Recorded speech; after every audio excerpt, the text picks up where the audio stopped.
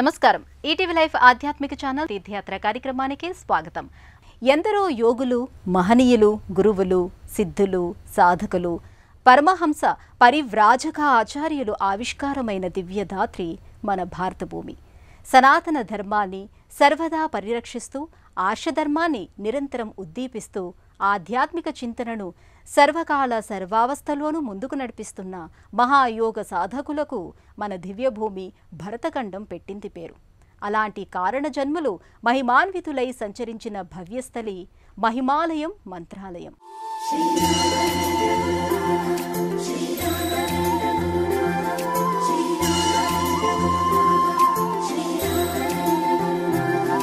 పూజ్య గురు రాఘవేంద్ర యతీంద్ర తీర్థులు అనుగ్రహ భాషణలతో, గురు పరంపర సంప్రదాయాలతో, మహిమా వైభవాలతో పునీతమైన మంత్రాలయ మఠ దర్శనాన్ని నేటి తీర్థయాత్రలో తిలకిద్దాం.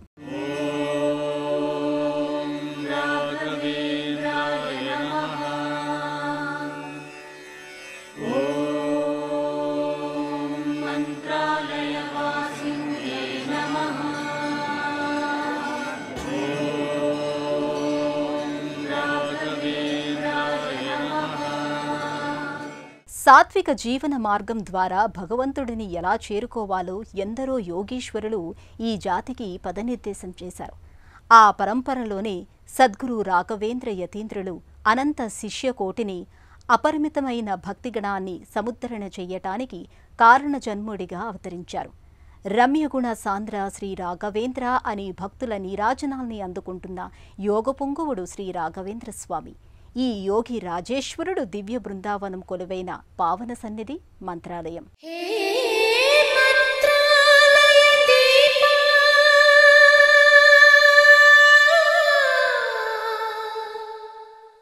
శ్రీ రాఘవేంద్ర గురునాథ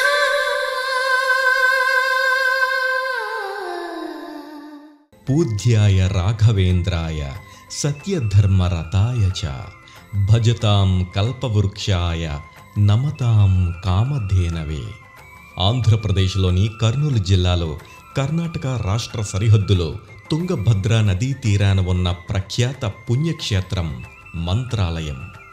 సువిశాలమైన లోగిలిలో ఆధ్యాత్మిక వాతావరణం ఉట్టుపడే రీతిలో భక్తులకు అలౌకిక ఆనందాన్ని అందించే దివ్య సన్నిధి మంత్రాలయం.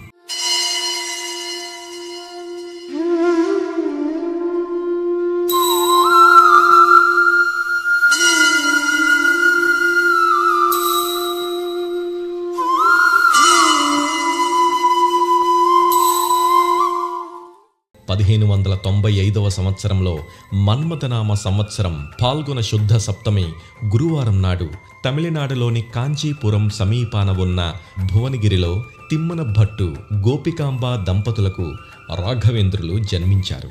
తిమ్మన భట్టు గోపికాంబ దంపతులు తిరుమల శ్రీ వెంకటేశ్వర స్వామి భక్తులు. శ్రీనివాస వరప్రసాదంగా ఆ పుత్రుడిని భావిస్తూ బాలుడికి వెంకట భట్టు అని నామకరణం చేశారు. చిన్నతనం నుంచి అసాధారణ ప్రజ్ఞా పాటవాలతో, ఆధ్యాత్మిక చింతన, కుశాగ్ర బుద్ధితో బాల వెంకట భట్టు అందరినీ అబ్బురపరిచసాగాడు. ఎన్నో శక్తియుక్తులు ఆ బాలుడికి అలవడ్డాయి. శ్రీ వెంకటేశ్వరుడు కరుణా కటాక్ష వీక్షణాలే ఇందుకు కారణమని బాలుడి తల్లిదండ్రులు భావించేవారు. వంశపారపర్యంగా సంక్రమించిన వీణా వాదనంతో చిన్నారి వెంకట భట్టు అపూర్వ ప్రతిభను కనబరిచాడు. వేద విద్యాభ్యాస కాలంలో సుధీంద్రుల వారికి శిష్యుడిగా, ఏక సంతాగ్రాహిగా పాఠాలు నేర్చుకున్నాడు. ద్వైత సంప్రదాయ పీఠాధిపతులైన సుధీంద్ర తీర్థులు వెంకట భట్టు దివ్య లక్షణాలను గుర్తించారు. ఆయన మహాపురుష సాముద్రికాన్ని చూసి అతన్ని కారణజన్ముడిగా సంబోధించారు. తన తదనంతరం పీఠాధిపత్యాన్ని అధివహించడానికి వెంకట భట్టు వారసుడనే నిర్ణయానికి వచ్చారు.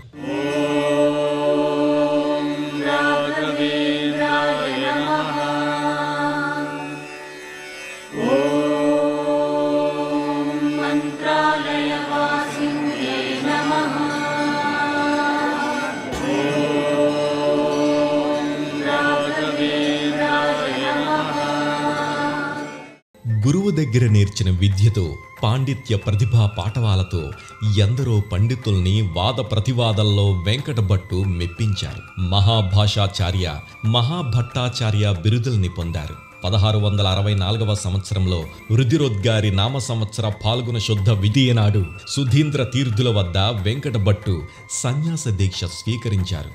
రాఘవేంద్ర తీర్థులు అనే నామంతో యోగ పట్టాభిషేకాన్ని పొందారు. 32వ పీఠాధిపతిగా రాఘవేంద్రులు బాధ్యతలు స్వీకరించారు. ఆసేతు హిమాచలం 3 సార్లు కాలినడకన పర్యటించారు. దేశమంతా తన ప్రబోధాలతో ఆధ్యాత్మిక చైతన్యాన్ని అందించారు. ఆర్షధర్మ ఉద్దీపనకు, సనాతన ధర్మాన్ని మరింత బలోపేతం చేయడానికి రాఘవేంద్రులు ఎన్నో గ్రంథాలను రచించారు. పీఠాధిపతిగా ధర్మ ప్రచారానికి మాత్రమే పరిమితం కాకుండా తన రచనా శక్తితో ఆర్ష సంప్రదాయాల అమూల్యమైన రచనల్ని వాడుకగా అందించారు.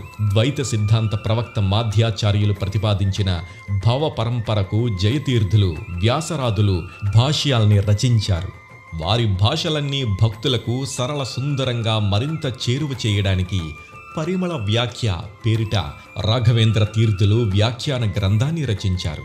బ్రహ్మపుత్ర భాష్యం, ఉపనిషత్తు భాష్యం, మంత్రార్థ మంజరి, తంత్రదీపిక, న్యాయ ముక్తావళి, గీతార్థ సంగ్రహం, రామచరిత మంజరి, కృష్ణచరిత మంజరి వంటి 48 గ్రంథాల్ని రచించారు. సంగీత, సాహిత్య, తర్క, మీమాంస వంటి ప్రక్రియలలో రాఘవేంద్రులు విశేష కృషి చేశారు.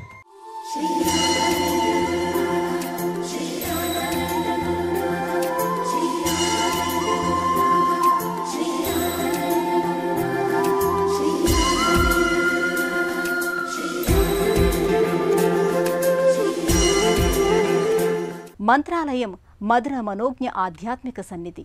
వర్ణరంజితమైన కట్టడాలతో ఈ మఠం భక్తులకు అలౌకిక అనుభూతిని అందిస్తుంది. మఠంలో ప్రధాన సన్నిధి గురు రాఘవేంద్ర బృందావనం. 1671 సంవత్సరంలో రాఘవేంద్రులు సశరీరంగా బృందావన ప్రవేశం చేశారు. బృందావన దర్శనం సకల ఫలసిద్ధి కారకమని భక్తుల ప్రగాఢ విశ్వాసం. ఈ బృందావన దర్శనమే మంత్రాలయ క్షేత్ర ప్రధాన లక్ష్యం. అగమ్య మహిమాలోకే రాఘవేంద్రో మహాయసాహ శ్రీమద్వమత దుగ్ధాబ్ది చంద్రోవతు సదాన్నగః. శ్రీమద్వ సంప్రదాయమనే క్షీరసాగరపు యశస్సును చంద్రుడి వలె మహిమా లోకాల వరకు వ్యాపింపజేసిన ఆధ్యాత్మిక గురుచంద్రుడు రాఘవేంద్రుడు. ఆయన కలియుగ కల్పవృక్షం, కామధేనువు. అలాంటి రాఘవేంద్రులు సశరీరంగా లోకోద్ధరణ కోసం బృందావన ప్రవేశం చేశారు. ఆ పవిత్ర సన్నిధి ఇదే. నిరంతరం ఈ బృందావనం రజతమయ లేదా సవర్గమయ కవచంతో ఆచ్ఛాదితమై ఉంటుంది. అభిషేక సందర్భంలో బృందావన నిజస్వరూపాన్ని భక్తులు దర్శించవచ్చు. మధ్వ సంప్రదాయంలో సమాధి స్థలిని బృందావనం అంటారు. బృందా అంటే తులసీమాత, మహావిష్ణువుకు అత్యంత ప్రియమైనది. మాధ్వులు బృందావనాన్ని హరిమందిరంగా భావిస్తారు. బ్రహ్మేంద్రాది లోకాలు బృందావనంలోనే నెలకొని ఉంటాయని భక్తుల విశ్వాసం. త్రేతాయుగంలో సీతాదేవిని తలచుకుంటూ శ్రీరామచంద్రుడు విశ్రమించిన భారీ నల్లరాతిని రాఘవేంద్రుల బృందావనం నిర్మాణానికి ఉపయోగించారు. ఇందులో 700 సాలగ్రామాల్ని పొందుపరిచారు. గురు రాఘవేంద్రుని బృందావన ప్రవేశమే ఓ అపూర్వ ఘట్టం. రాఘవేంద్రుల దివ్యమంగళ విగ్రహానికి బృందావనానికి తేడా లేదు. వారి మహిమాన్విత శక్తి అనుక్షణం బృందావనం ద్వారా లోకానికి అందుతూనే ఉంటుందని భక్తుల విశ్వాసం. ఈ బృందావనానికి నిత్య తులసి అర్చన, మంత్రక్షతలతో అర్చన జరుగుతోంది. స్వామికి అర్చించిన మంత్రాక్షతుల్ని భక్తులకు అనుగ్రహ ప్రసాదంగా వితరణ చేస్తారు.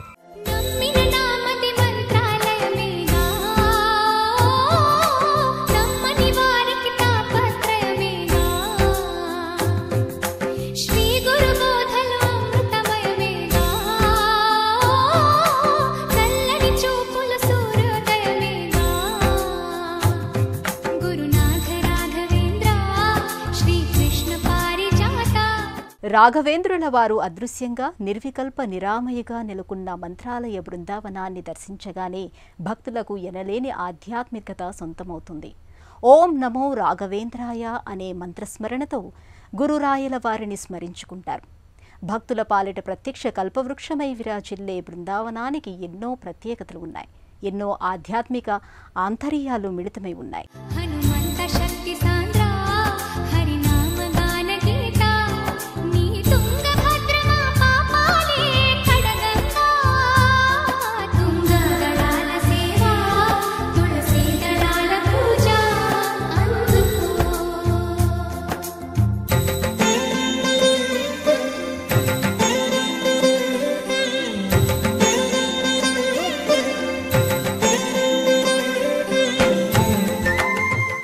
గురు రాఘవేంద్రుల బృందావనం ముఖ్యంగా 3 భాగాలుగా నిర్మితమైంది.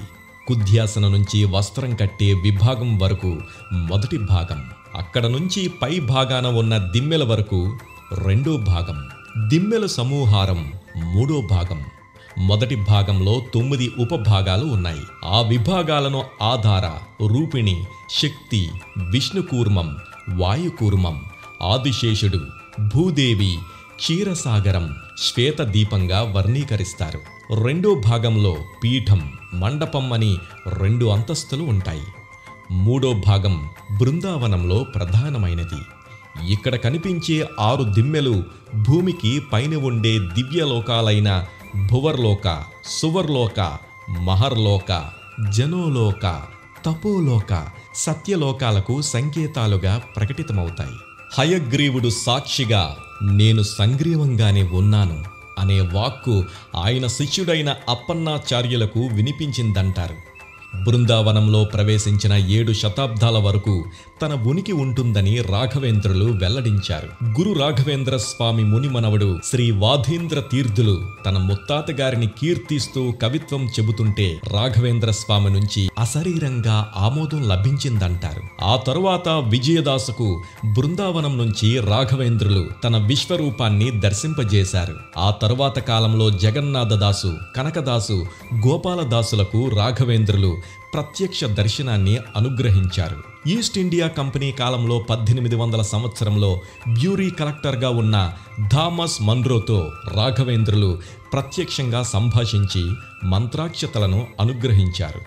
ఈ ఉదంతాన్ని మన్రో స్వయంగా గ్రంథస్థం చేశారు. గురురాయులుగా, సద్గురు సార్వభౌముడిగా రాఘవేంద్రులు అందించిన సందేశాలు, ఆధ్యాత్మిక ప్రవచనాలు, ఆచరణీయ సూక్తి సుధా, అనుసరణీయమైన ధర్మ ప్రబోధాలు సర్వకాలికమైనవి, ఏ తరానికైనా శిరోధార్యమైనవి.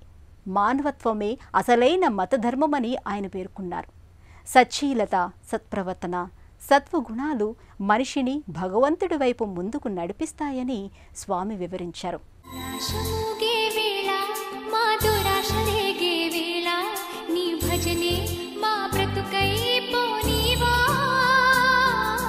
పదాల వాడే వేళ నీ పదాలు పాడే వేళ నీ చరణం మా శరణం కానీవా మనసు చల్లని హిమవంత భవము తీర్చరా భగవంత మహిని దాచిన మహిమంత మరల చూపు మా హనుమంత నీ వీణ తీగలో యోగాలే పలుకంగా తుంగదళాల సేవ తులసి దళాల పూజ అందుకో. ఆధ్యాత్మికత మనుషుల్లోని అజ్ఞానాంధకారాన్ని పారద్రోలి విజ్ఞానపు వెలుగు వాకిళ్లను దర్శింపజేస్తోందని రాఘవేంద్రుడు సందేశమిచ్చారు. ప్రాణులలో స్థాయి భేదాలు లేవు. సృష్టికర్త ఆ పరమేశ్వరుడు దృష్టిలో చీమ, మనిషి 2 జీవులు ఒకే భావనలో ఉంటాయి. మనిషి తాను ఈ సృష్టిలో ఉత్తమ జీవినని విర్రవేగడంలో అర్థం లేదు. భూతదయ పాటించడం వ్యక్తుల మౌలిక విధి అని గురు చూడామని రాఘవేంద్రులు విశదీకరించారు. గతాన్ని సరిదిద్దుకోవడానికి, వర్తమానాన్ని మరింత మెరుగుపరుచుకోవడానికి ప్రతిరోజు అనేది వ్యక్తికి కొత్త అవకాశం. ప్రతిరోజు వ్యక్తులు ఆధ్యాత్మిక సాధనతో తమని తాము ఉద్ధరించుకోవాలి. అప్పుడే ఆ రోజుకు సార్థకత అని ఆయన ప్రవచించారు. ప్రతి వ్యక్తిలో దైవత్వాన్ని సందర్శించడం ద్వారా భగవంతుడి అనుగ్రహాన్ని సాధించవచ్చునని, సమాజహితాన్ని కోరని వ్యక్తి దైవ చింతనకు అనర్హుడని రాఘవేంద్ర తీర్థులు స్పష్టం చేశారు. దేశవ్యాప్తంగా పర్యటించిన రాఘవేంద్రులు సమాజ ఉద్ధరణనే ఏకైక లక్ష్యంగా చేసుకున్నారు. తమిళనాడులో పుట్టిన ఆయన కర్ణాటకలో, ఆంధ్ర ప్రాంతంలో తన దివ్య బోధనలతో భక్తుల్ని చైతన్యవంతం చేశారు. దేశమంతా పర్యటిస్తున్న సందర్భంలోనే తన జీవన్ముక్తికి సరైన స్థలాన్ని ఎంపిక చేసుకోవాలని రాఘవేంద్రులు భావించారు. అందుకు తగిన ప్రదేశం తుంగభద్ర నదీ తీరంలోని మంచాల గ్రామాన్ని ఎంచుకున్నారు.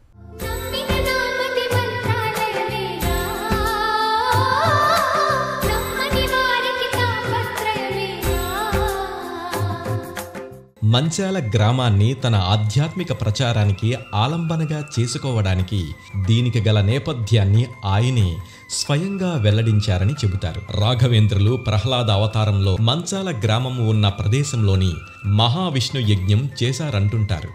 అలాగే ద్వాపర యుగంలో ధర్మరాజు అశ్వమేధ యాగం నిర్వహించినప్పుడు యాగశ్వం వెంట అర్జునుడు తరలివచ్చాడు. ప్రస్తుతం మంచాల గ్రామం ఉన్న ప్రదేశంలోనే అనుసాల్వుడనే రాజు యాగాశ్వాన్ని బంధించి అర్జునుడిని ఓడించాడు. అది స్థల ప్రభావం అని శ్రీకృష్ణుడి ద్వారా తెలుసుకున్న అర్జునుడు ఆ ప్రదేశం నుంచి అనుసాల్వుడిని ఆవలకు రప్పించి యుద్ధంలో ఓడించారని పేర్కొంటారు. ఇంతటి విశేష మహిమా ప్రభావం ఉన్న ఆ ప్రదేశాన్ని రాఘవేంద్రులు తన జీవన్ముక్తి క్షేత్రంగా స్వయంగా ఎంపిక చేసుకున్నారు. ఆ మంచాల గ్రామమే మంత్రాలయంగా ఖ్యాతిగాంచింది. మంచాల గ్రామదేవత మంచాలమ్మను దర్శించుకున్న తర్వాతే తనని దర్శించాలని రాఘవేంద్రులు నియమాన్ని విధించారు. మంత్రాలయంలో తాను ఏర్పాటు చేసిన బృందావనంలో రాఘవేంద్ర యతీంద్రులు అనంతమైన మంత్రశక్తిని నిక్షేపించారు. వేదవ్యాస సాలగ్రామాలు, మూలరామ, జయరామ, దిగ్విజయరామ విగ్రహాలని బృందావనంలో నెలకొల్పారు. 713 లక్ష్మీనారాయణ సాలగ్రామాల్ని మంత్రసహితుగా పీఠంలో స్థాపించారు.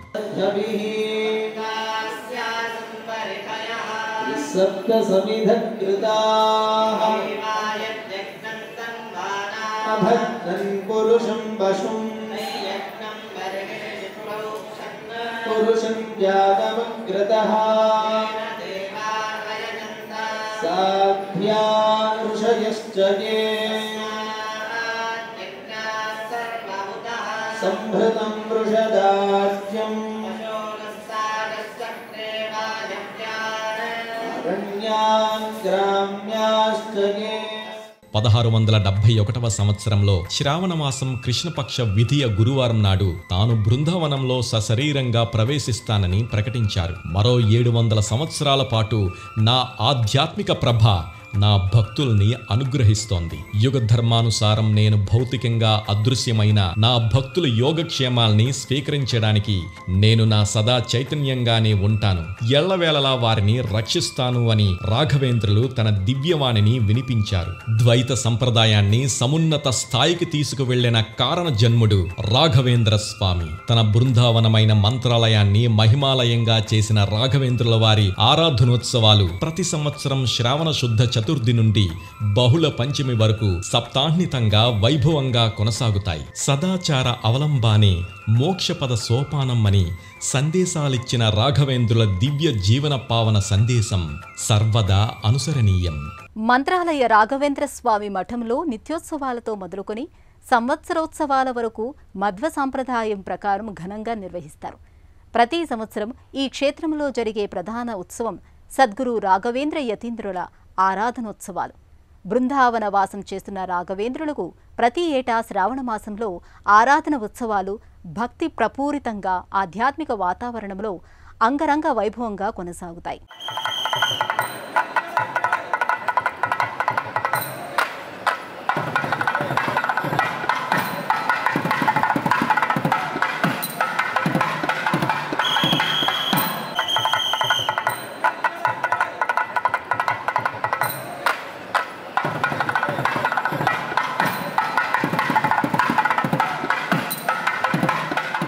శ్రీ రాఘవేంద్ర సకల ప్రధాత స్వపాద కంచద్వయ భక్తి మగ్వాం అని అప్పన్నాచార్యుల వారు పేర్కొన్నారు.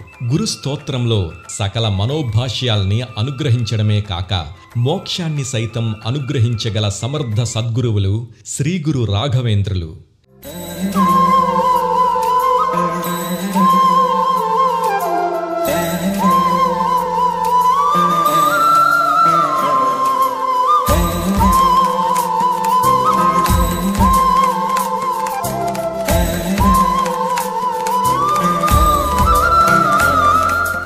ప్రతి గురువారం స్వామికి ఈ మఠంలో విశేష అభిషేకోత్సవం, గజవాహన సేవ, పల్లకీ సేవ, తిరువారాధనలు కొనసాగుతాయి. ప్రతి ఏటా రాఘవేంద్ర స్వామి ఆరాధనోత్సవాలు శ్రావణ శుద్ధ చతుర్థి నుంచి శ్రావణ బహుళ పంచమి వరకు సప్తరాత్రోత్సవాల పేరిట ఆరాధనోత్సవాలు ఘనంగా జరుగుతాయి. 7 రోజుల పాటు జరిగే ఈ ఉత్సవాలకి దేశ విదేశాల నుంచి అసంఖ్యాకంగా భక్తులు విచ్చేస్తారు.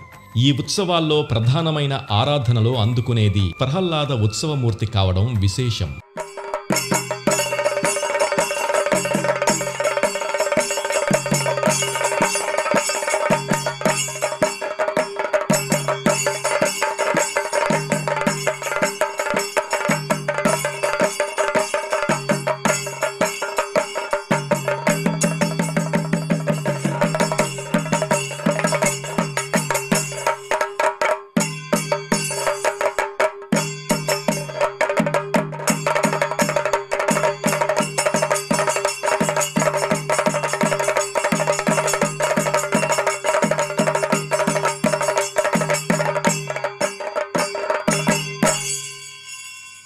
కన్నడ భాషలో రాయ అంటే జ్ఞాన సంపద, భక్తి సంపద, వైరాగ్య సంపద కలిగిన పండితుడు అని అర్థం.